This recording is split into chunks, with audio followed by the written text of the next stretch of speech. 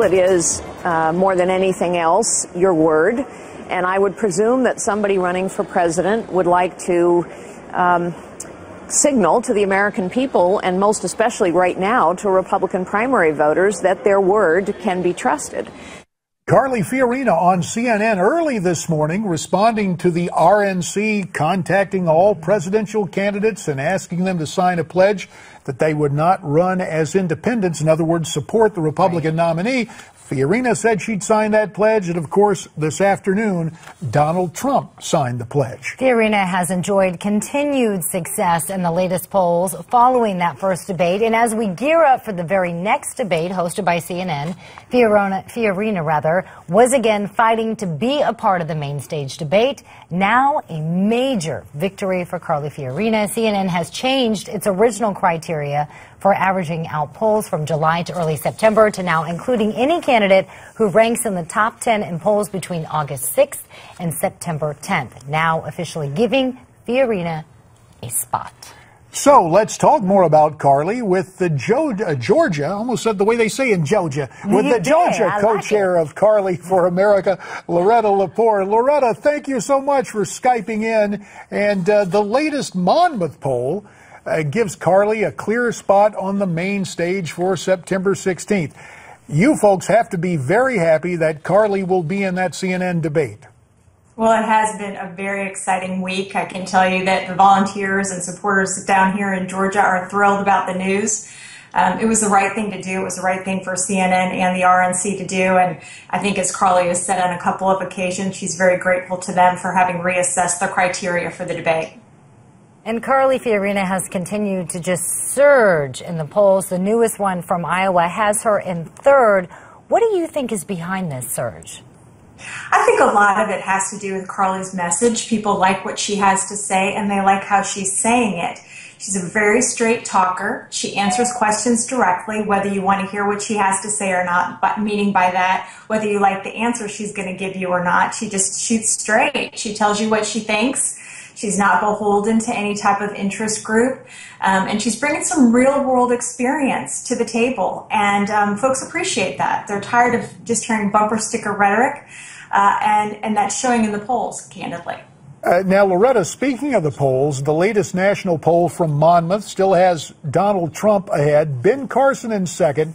So what does Carly do? I know she thanked, ironically, both Trump and Carson for support to get on stage in this second debate.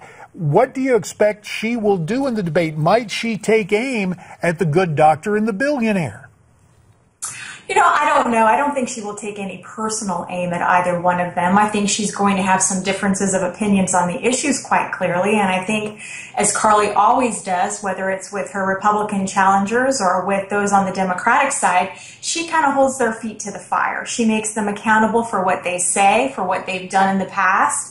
And I think if she senses that there's a difference of opinion, she's going to point that out. But if she feels as though they're hedging or not being direct about their answer, she'll probably call them on that as well. But that applies to anybody in the field with her. So it ought to be a very interesting debate.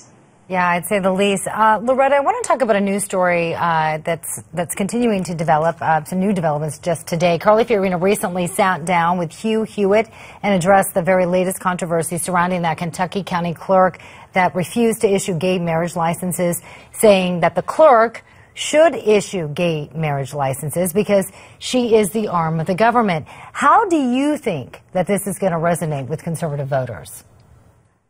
Well, I think that it's going to resonate just fine. I think that, we're seeing already, out in the field, and also as you see in some of the political commentary from conservative commentators, the Supreme Court has ruled on the issue of gay marriage, and it is now the law of the land. I know that some folks have discrepancies with that, and that there are some even in the Republican field that have differences of opinion about that. But I think by and large, most Republicans, conservative Republicans at that, believe that since the Supreme Court has ruled, when you're talking about public sector jobs and taxpayer jobs, taxpayer-funded jobs, that the folks that are working in those positions are really obligated to uphold the law.